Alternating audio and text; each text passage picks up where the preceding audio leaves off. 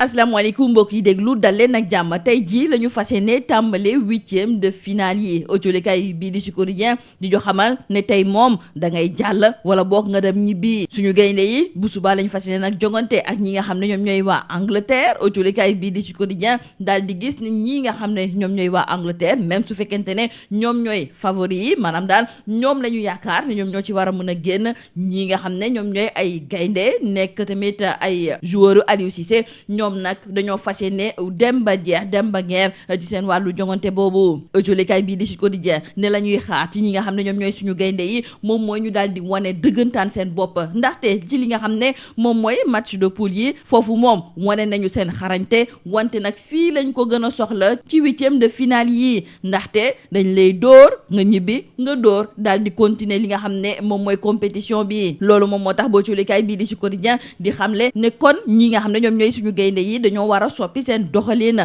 gën a wane nag seen xarañte ak bëgg-bëgg gi nga xam ne am nañu ko ngir gën di dem ci kanam ci wàllu compétition bi autolikaay bii di Le Quotidien ne kon suba incha allah ci diggante Sénégal ak Angleterre xeexum gaynde la fas yéene doon ndaxte ñi nga xam ne ñoom ñooy waa Angleterre di Three Lions dinañu jàkkaarloo ak les Lions de la Teranga te bu boobaa moom xeex gi dina metti torop ñii nga xam ne kon ñoom ñooy waa Sénégal di champion d'Afrique ñoom sax la ñu bëgg moom mooy ne li xewoon ci atum 2002 ñu daal di koy feddali waat bés bi le jour ne fu mu nekk ni kon li ñuy xaar ci suñu gaynde yi moom mooy ñu daal di bind seen taarix autolikaay bii di Stade ne suñu gaynde yi fas yéene jàkkaarloo ak waa Angleterre loolu moom défi bu am solo la ci ñi nga xam ne ñoom ñooy joueuru Aliou Cissé yi La Tribune ne mbir yi daal yomb na suñu gaynde yi ñoom mun nañu am ndam ci kaw ñi nga xam ne ñoom ñooy waa Angleterre te sax incha allah dañ ko fas yéene am enquête yéene kaay di xam leen ne kon nañ leen war a gunge ci li nga xam ne moom mooy 8e de finale yooyu ngir fexe ba suñu gaynde yi daal di bind seen taarix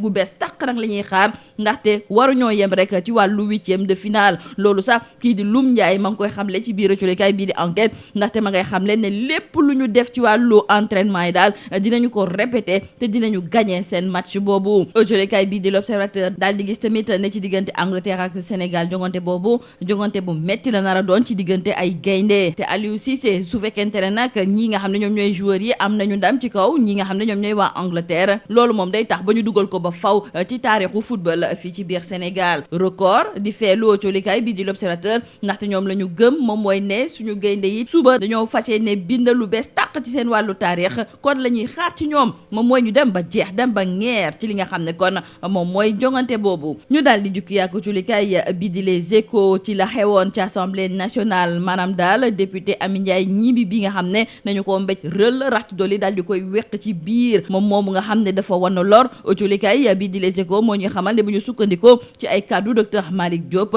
fu mu nekk nii dara leerul nag ndax ki nga xam ne de moom mooy Amy Ndiaye du ñàkk sax ëmbam googu autolikaay bii di Les Échos du ñu xamal ne soxna yi nekk ci biir Benno Bokk Yaakaar ñoom sax daal dinañuy xamle ne mbir yi moom dañu koy yóbbu ci kanamu yoon rax ci dolli dinañu amal tamit benn doxum ñaxtu bu mag autolikaay bii di Vox Populi tamit ma nga ñuy xamal ne soxna ya nekk ca Benno Bokk Yaakaar ñoom fas yéenewuñu nag bàyyi mbir yi mu daal di yombee noonu la ñu bëgg sax moom mooy na Amy Ndiaye Gniby daal di porter plainte jëmale ko nag ci Jackie Chan yooyu nga xam ne ñoom ñoo nekk ci Assemblée nationale ngir won leen ne jëfi ñu mel nii moom bugutuñu mu daal di am foofu nga xam ne de moom mooy ci Assemblée nationale autolikaay bii di Vox Populi duñ ci yokk lu ñu xamal ne ay soxna yu bokk tamit ca Yewwi Askan Wi ñoom it fësal nañu seen kaddu bu ñu déggee ki nga xam ne moom mooy Maimouna Bousso moom muy daal di xamle ne soxna ya nekk ca Benno Bokk Yaakaar war nañu xoolaat seen doxalin soppi it seen doxalin ndaxte kenn nanguwul nag fitna di am foofu nga xam ne moom mooy ci Assemblée nationale kenn nanguwul it ku yëkkati loxoom di ko teg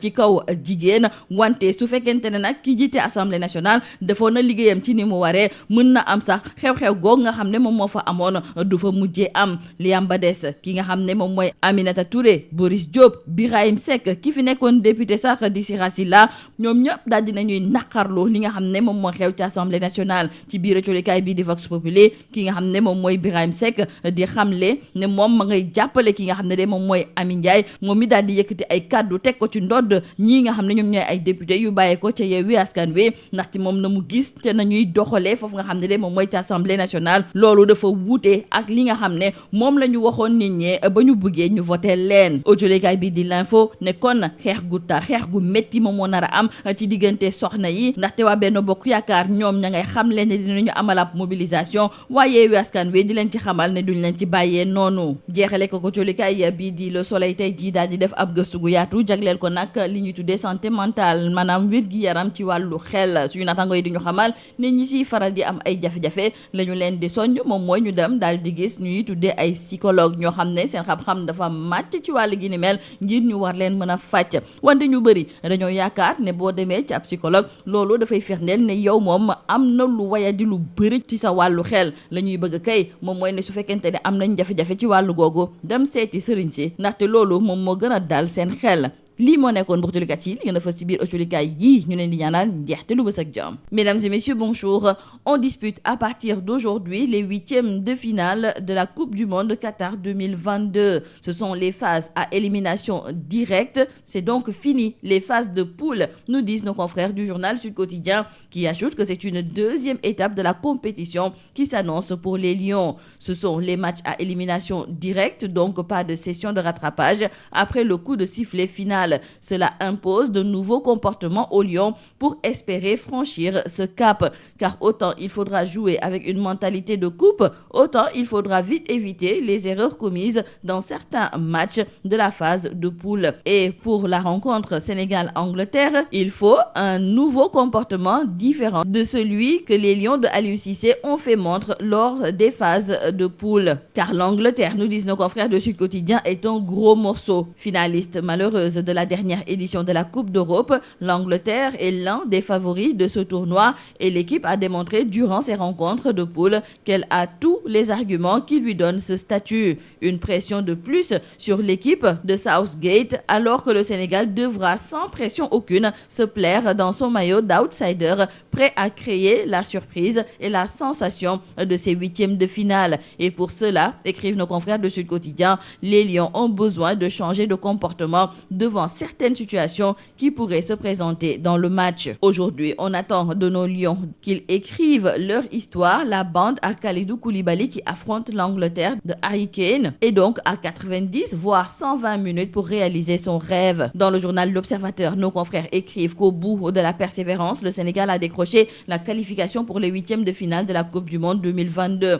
Et face à l'Angleterre, les Lions sont désormais à une victoire pour atteindre les quarts de finale. L'objectif assigné au sélectionneur Aliou Cissé. C'est une mission à la portée des Lions. We can do it. Nous pouvons le faire, écrivent nos confrères de l'Observateur. Et demain dimanche, les Lions face aux Sri Lions visent une deuxième qualification en quart de finale après 2022. Et les Sénégalais auront à cœur de franchir un autre cap dans leur progression car ils ont montré beaucoup de caractère lors des 2 derniers matchs contre le Qatar et l'Équateur. L'équipe a retrouvé son élan et nos confrères du quotidien Record ont senti une volonté d'aller jusqu'au bout. Pour le match de demain entre le Sénégal et l'Angleterre, ce sera une bataille de lions, écrivent nos confrères du journal Le Quotidien, qui ajoute que les champions d'Afrique veulent retrouver l'esprit de 2002. Qatar 2022, 8e de finale Angleterre-Sénégal, ce dimanche à 19h. Les Lions, selon Besby Le Jour, sont attendus pour écrire leur histoire. Nos confrères du quotidien du Sport Stade, eux, trouvent que cette rencontre est un défi excitant pour les Lions, car les Anglais n'ont jamais perdu contre une équipe africaine. Mais qu'à cela ne tienne, nos confrères du journal Tribune trouvent que les Lions peuvent le faire et ils doivent le faire. Ils doivent battre l'Angleterre. Dans le journal Enquête, nos confrères concèdent que nos Lions sont prêts à en découdre avec les Anglais ce dimanche. D'ailleurs, Loum Ndiaye le déclare à nos confrères car il signale qu'ils vont répéter ce qu'ils ont fait aux entraînements et gagner ce match. Et nous reparlons de l'affaire de cette violence contre la parlementaire Amy Ndiaye. Selon nos confrères du journal Les Échos, c'est l'indignation totale après cette scène de violence. Les femmes de Benno Bokk Yakaar annoncent une plainte collective et une marche nationale. Le docteur Docteur Malick Diop, qui donne des nouvelles de Amy Ndiaye Gniby, renseigne qu'il n'y a aucune garantie qu'elle ne perdra pas sa grossesse. Et toujours concernant donc cette affaire, dans le journal Vox Populi, les femmes de Benno Bokk Yakaar demandent à Amy de porter plainte contre les Jackie Chan pour que de tels actes ignobles et barbares ne se reproduisent plus. Il faut aussi signaler, toujours selon nos confrères du journal Vox Populi, que la plateforme de lutte pour le droit et l'éthique a lancé une pétition adressée à l'ONU et au ministère de la Justice. Les femmes de Yewwi Askan Wi, elles aussi, montent au créneau, et dans le journal Vox Populi, Maimouna Bousso déclare que les femmes de Benno Bokk Yakaar doivent revoir leur copie et que personne ne cautionne la violence ou qu'on lève la main sur une femme. Pour Maimouna Bousso, si le président de l'Assemblée nationale avait joué son rôle pour prévenir celui qui franchit les limites, on n'en arriverait pas là aujourd'hui. Dans le journal L'Info, nos confrères nous parlent de cette mobilisation à Benno Bokk Yakaar, mais aussi à Yewwi Askan Wi suite à la bagarre à l'Assemblée nationale. C'est la guerre des femmes, écrivent nos confrères. Aminata Touré, Boris Diop, Birahim Seck, l'ancienne députée française Sira Silla sont tous choqués, et Birahim Seck, qui apporte son soutien résolu à Amy Ndiaye, accable les élus de Yewwi Askan Wi. En tout cas, dans le journal Vox Populi, il espère que la justice ira jusqu'au bout, car l'Assemblée nationale n'est ni un ring, ni un dojo, et ces pratiques de Yewwi montrent à suffisance les contrastes avec les promesses faites. Et nous terminons par nos confrères du quotidien Le Soleil, qui nous parlent aujourd'hui de santé mentale, avec ces Sénégalais qui boudent les psychologues. En fait, le recours à un psychologue permet de faire face à plusieurs épreuves relatives aux difficultés de la vie, mais malgré les avantages que présente la psychologie, bon nombre de Sénégalais sont encore réticents à l'idée de consulter les spécialistes de cette discipline. Pour les Sénégalais, le psy est catalogué comme le médecin des malades mentaux. Ces Sénégalais préfèrent plutôt avoir recours au marabout. C'est tout à vos journaux et très bonne lecture.